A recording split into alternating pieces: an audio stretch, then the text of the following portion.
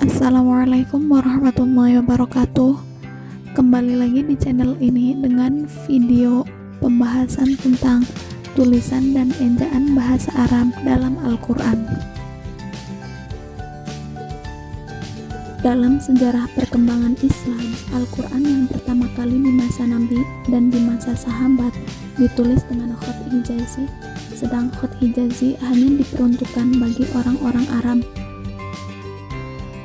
Di kota Madinah, Nabi mempunyai penulis yang berasal dari beberapa suku dan tempat yang berbeda. Para penulis ini menulis dengan dialek dan ejaan yang berbeda-beda menurut adat masing-masing suku tersebut. Para penulis ini menulis dengan dialek dan ejaan yang berbeda-beda menurut adat masing-masing suku tersebut. Contohnya, Yahya mengatakan bahwa dia melihat surat yang dibacakan oleh Nabi kepada Khalid bin Sa'id yang memuat beberapa kejanggalan. Kejanggalan ini adalah tulisan kana ditulis kawana dan hatta dienjak hatta. Tentang ejaan atau ortografi dalam Mushaf Utsmani, telah banyak buku yang menyinggung tentang ejaan yang janggal dalam Mushaf Utsmani dengan lebih detail lagi, khususnya dalam menganalisis contoh ejaan yang menyeleweng. Huruf alif dalam Mushaf Utsmani semuanya tidak ada pada kata as-samawat, kecuali dalam surat ke-41 ayat 21 di mana ejaannya adalah as-samawat. Kejanggalan ejaan tidak hanya terdapat dalam Mushaf Utsmani, tetapi juga terdapat di dalam mushaf sahabat yang lain. Ejaan janggal tersebut kemungkinan disebabkan oleh perbedaan wilayah dalam masalah ejaan. Di bawah ini adalah contoh mengenai hal tersebut. Abdul Fattah As-Shalabi menemukan manuskrip Al-Quran klasik yang penulisannya menggunakan dua ejaan yang berbeda pada kata ala, contoh ala dan ala, dengan penulisan yang berbeda di halaman yang sama. Dalam koleksi perpustakaan Dresda, Frankfurt, India, terdapat sebuah manuskrip yang ditulis dalam skrip Al-Indonesia. Malik bin Dinar melaporkan bahwa Ikrimah membaca surat Al-Isra ayat 107 dengan fasa Allah walaupun tertulis fasal, yang kemudian dijelaskan oleh Malik akan hal ini dengan menyatakan bahwa itu sama dengan bacaan kola ketika tertulis kola tanpa alif, yang merupakan kependekan umum dari Mushaf Hijazi. Adanya perbedaan tulisan dan bacaan tersebut terjadi itu seperti halnya seorang guru membaca lafaz kolu yang mana kemudian si murid menuliskannya hanya dengan kolu tanpa alif mengikuti standar bacaan dia sendiri, tetapi cara membacakannya sama betul dengan seperti apa yang gurunya ucapkan, kolu.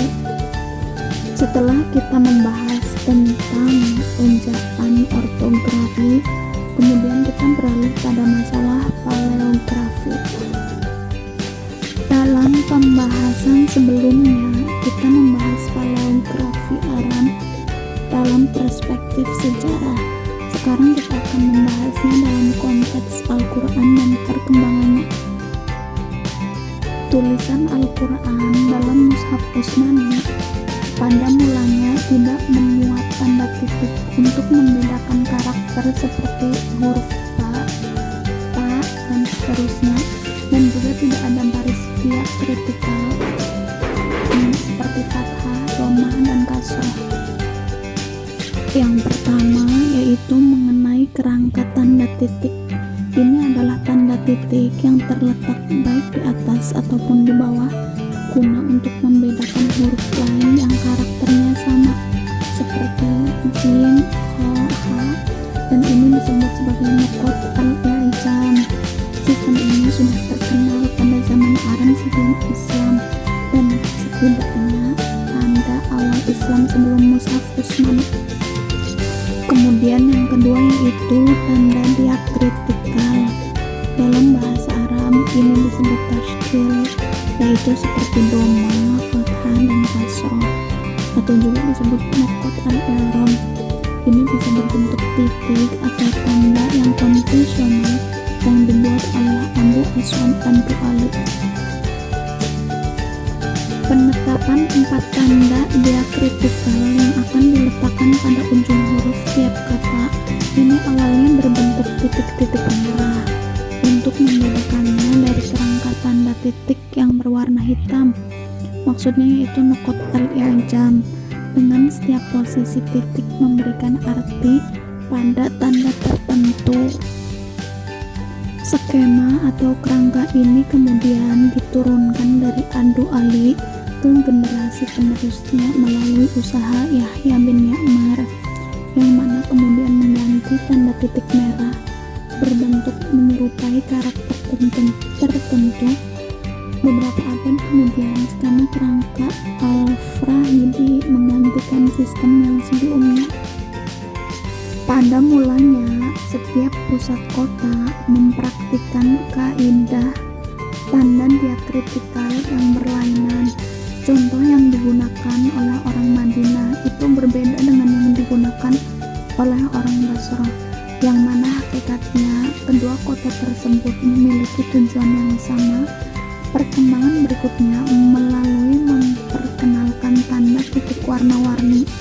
Setiap tanda diakritikal antara fathah, kasroh, dan doma telah diberi warna yang berbeda. Skema diakritikal Khalil bin Ahmad Al-Farahidi menyebar dengan cepat dalam pengenalannya, bukan saja pada teks Al-Quran. Jadi untuk tujuan membedakan skrip antara tanda diakritikal yang digunakan untuk naskah Al-Quran. Jadi, hal yang perlu diketahui adalah tulisan atau alfabet yang dipakai dalam Al-Quran yang pertama kali ditulis itu berbeda dengan mushaf yang sekarang ada. Namun hal ini tidak menunjukkan ketidakkonsistenan Al-Quran.